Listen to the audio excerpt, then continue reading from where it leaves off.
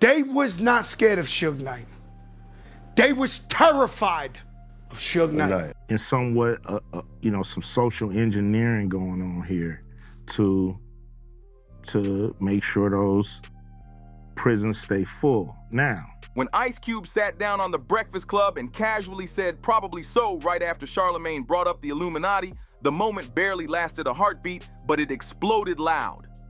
That quick answer slipped out smooth, almost too smooth, like he wasn't worried about who was listening or what doors it might shake. For anyone who's been watching the power shifts inside hip-hop's old guard, that tiny confirmation hit like a buried landmine. Rappers have joked for decades about gatekeepers and secret pressure, but this wasn't Cube chasing clicks or hype.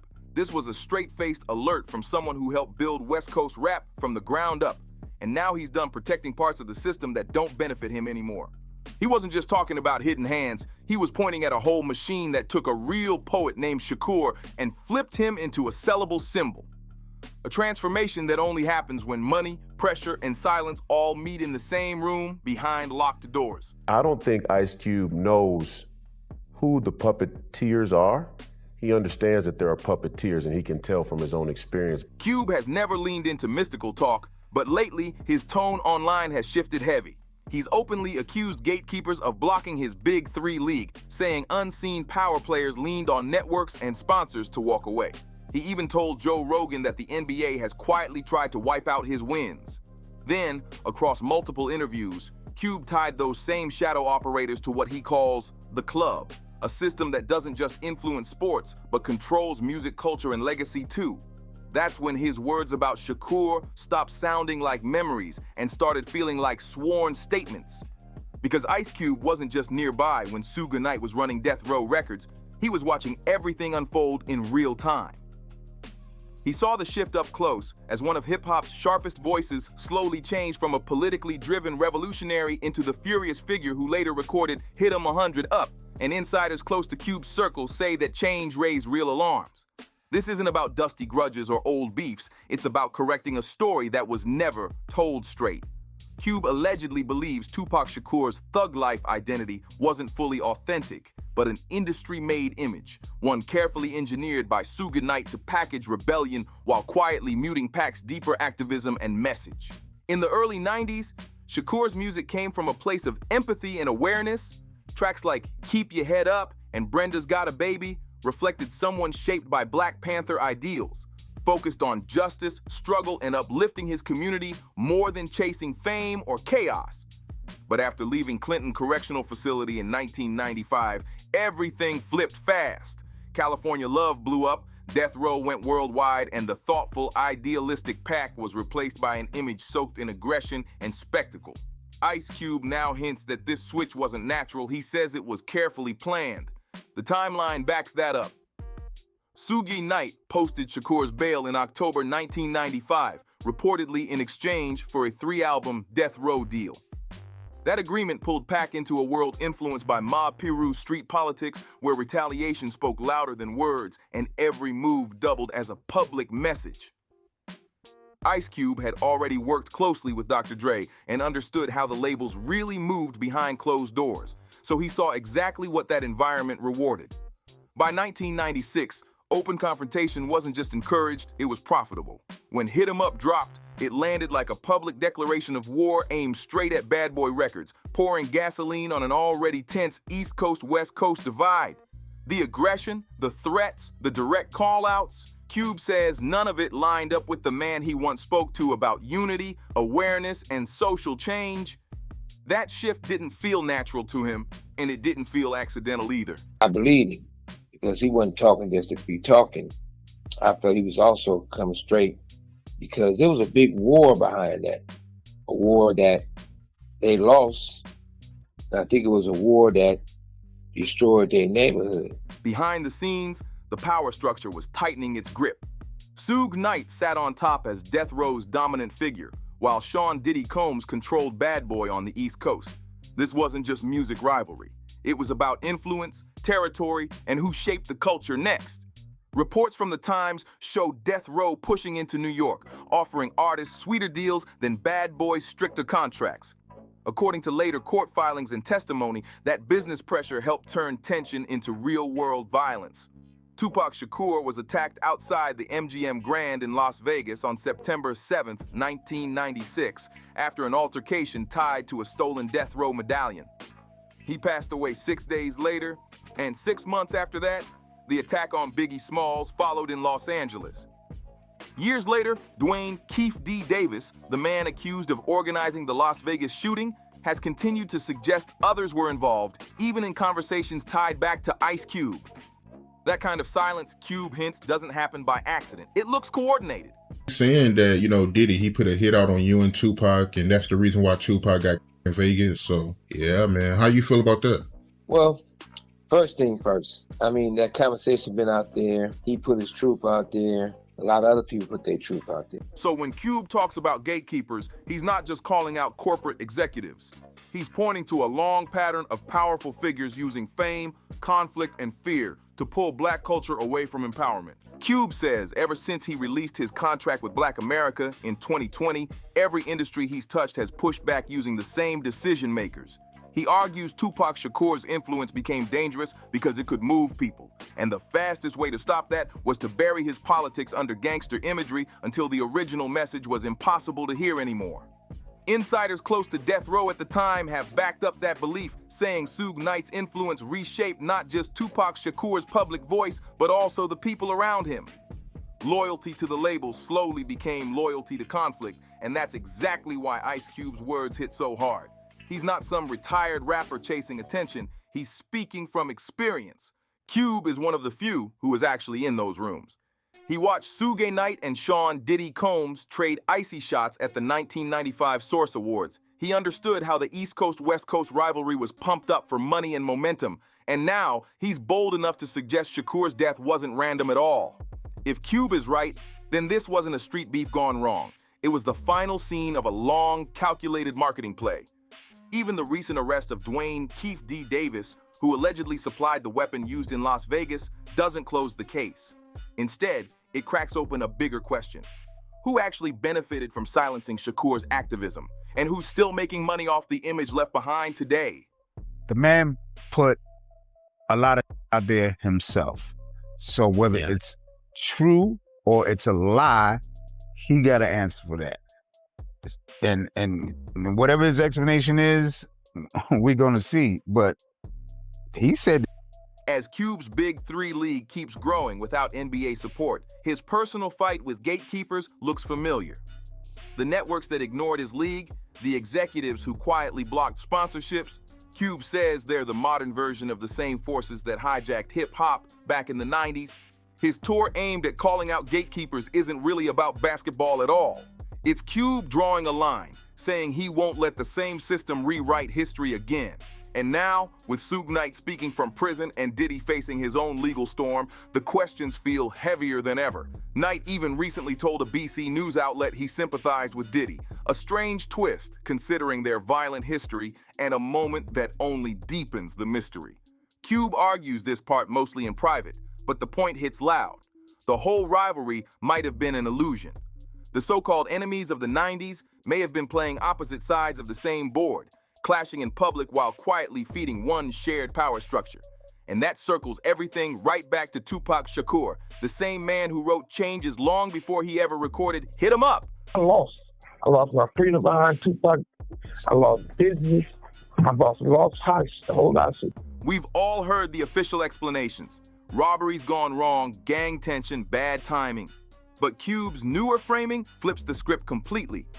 He paints it as a psychological operation, a deliberate identity switch that turned a freedom-focused poet into a street-ready symbol, making sure the deeper message faded right as the legend became profitable.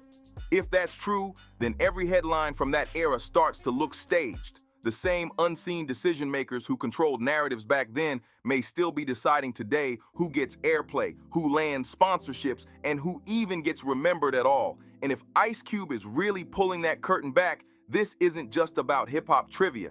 It's about the mythology an entire generation grew up believing. Because once people start asking who truly built Shakur's image, they also have to ask who's still protecting it and how far they'll go to keep those answers buried.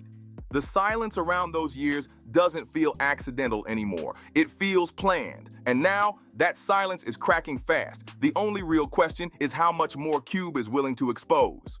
That's the real question.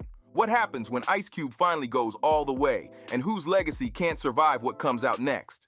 That's why this moment feels different, heavier, and way more serious than anything before. Ice Cube isn't speaking on Tupac Shakur now because of nostalgia or perfect timing. He's doing it because he's back in a war, a quiet one. The same silent battle that kicked off after he dropped his contract with Black America in 2020 and suddenly watched doors across corporate America shut without a word. Networks stopped calling, meetings disappeared, the energy changed fast. The NBA blocked major partnership opportunities for his Big 3 league. Media outlets started painting him as difficult, and that's when the whispers picked up. Cube wasn't just pushing back on sports executives. He was stepping on the same invisible pressure points that once swallowed his friend. So when Cube talks about gatekeepers or the Illuminati, he's not speaking in riddles anymore. He's pointing at the architects, the people who built careers off chaos, who cashed in every time hip-hop turned destructive, and who watched Tupac's legacy grow into a long-term investment. And the timing can't be ignored. Diddy's legal troubles have dragged his past back into the spotlight while Suge Knight sits behind bars, still talking from a cell. Between those two fallen giants stands Ice Cube, still free, still unfiltered, still saying what nobody else dares to say. Insiders close to Cube claim this is his anti-gatekeeper campaign, a calculated push that doubles as a coded tell-all. Lately, he's been specific about who blocked Big 3 expansion, who stalled his film projects, who erased him from major music events, all following the same pattern that tried to shut him down in sports too. It looks way too familiar, just like what happened to Tupac Shakur.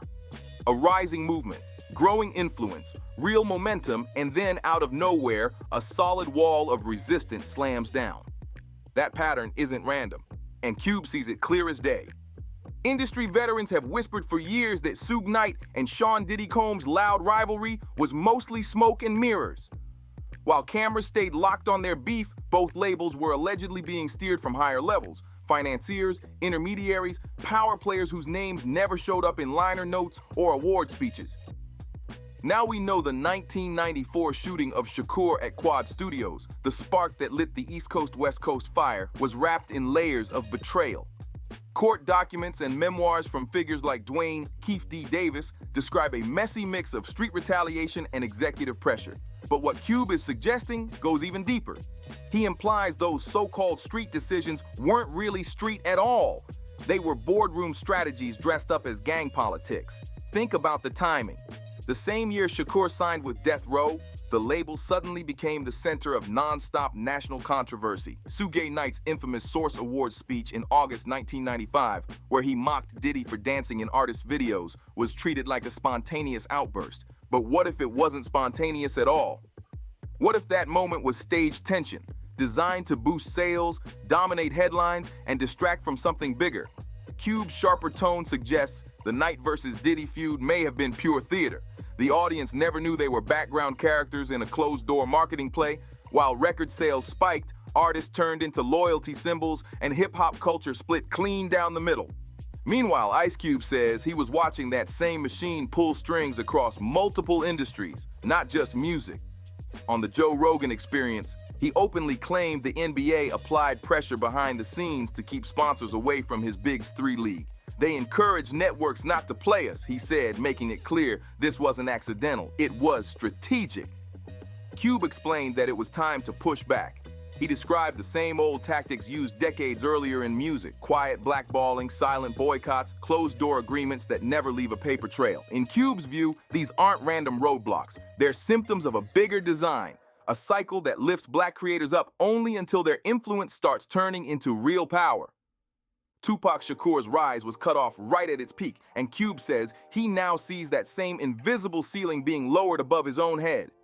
The connection gets even darker when you revisit what happened after Shakur's Las Vegas shooting in 1996. Investigators claim Dwayne Keefe D. Davis's crew acted out of revenge over a stolen medallion, but insiders close to Death Row never fully accepted that version. They believe Suge Knight needed a spectacle to lock in his legacy. Cube, who was touring and recording during that era, says the public only saw the surface. What he hints at is deeper. Shakur had started questioning the thug image forced onto him. He was planning to leave death row and launch a label centered on community empowerment, and Cube believes that decision changed everything. So when Cube talks about being blackballed, it's not self-pity, it's survival mode. He's already seen what happens when powerful black men refuse to follow the script written for them. The word gatekeeper might sound vague, but Ice Cube's examples are real clear. He points to networks that suddenly cancel interviews with no warning, sponsors who quietly back out without an explanation, journalists who flip their tone after one private phone call. The same playbook, Cube says, that was used to isolate Tupac Shakur once he started pushing back against death row's image. The industry doesn't shut you down overnight. It erases you slowly, piece by piece, until you either fall in line or break under pressure. And now, with Suge Knight serving time and Diddy dealing with mounting legal battles, the old East-West feud story is starting to crack. New reports, including from ABC News, revealed Knight recently expressed sympathy for Diddy, saying from prison, "I know how it feels to have no friends in the world." Coming from a man once accused of fueling chaos, that comment feels strange and almost rehearsed. Cube's supporters say this is proof the two were never true enemies at all. They believe both were pieces in a larger design that made money off conflict, division, and broken alliances. And if that's the case, the real power never needed to touch a mic or show up on camera. All they had to do was control distribution, headlines, and the image of what rebellion was supposed to look like. And good thing he didn't, because even though we was friends, but it pays you, I got a bullet into my skull. And one of the best friends I ever had in life is Pac. That's why Cube's fight against gatekeepers now feels less like a campaign and more like a reckoning. His podcast appearances and interviews connect like sworn testimony. Every line he drops about gatekeepers doubles as a clue, exposing how the industry shapes stories and picks winners behind the scenes. Cube knows speaking too plainly could cost him whatever partnerships he has left. Still, he keeps talking.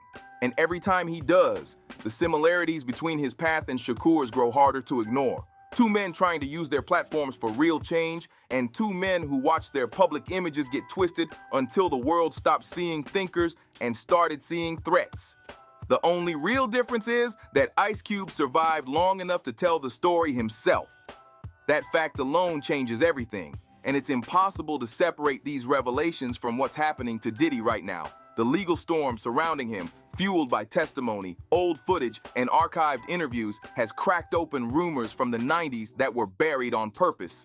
Former associates have suggested that the Diddy-Suge Knight feud may have covered up shared interests, even alleged behind-the-scenes arrangements that blurred the line between music business and street influence. Cube's recent comments seem to circle the same question everyone else avoids. If both moguls benefited from the chaos, then who actually paid the price? The answer points straight to Tupac Shakur. His downfall wasn't random violence. It was a textbook example of how fame can be turned into a weapon. The deeper people dig, the clearer it becomes why Cube is finally speaking up now. Cube is older, secure, and no longer tied to contracts that once forced silence. His Big 3 league is running independently. His film career is steady. His fan base is locked in. He's not scrambling for approval. And that's exactly what makes his words hit harder. Because for the first time, someone with first-hand access to that era is suggesting the East-West war wasn't just artist beef. He's hinting it was an experiment in control, a test to see how deeply black audiences could be divided and how much tragedy they'd absorb before questioning the narrative. That idea sounds wild until you line up the timing. Every major clash in Cube's career, from NWA's breakup to his standoffs with Hollywood studios, ended the same way. Cube walked away standing while the system around him cracked. He's watched labels collapse. He's seen artists disappear. He's seen movements swallowed by corporate reshuffles. So when Cube says the same forces that tried to block his league are the ones that destroyed Shakur, it doesn't sound like paranoia. It sounds like pattern recognition. We've seen this loop too many times to ignore it. The industry doesn't just build stars, it builds cages. And Ice Cube might be the first one who lived long enough and stayed free enough to finally point at who holds the keys. And once you outgrow your cage, the walls don't fall, they close in. Suge Knight's recent prison interviews add an eerie new layer to everything. He started describing Tupac Shakur's final months as filled with confused energy, saying Pac was torn between loyalty to death row and fear for his own life.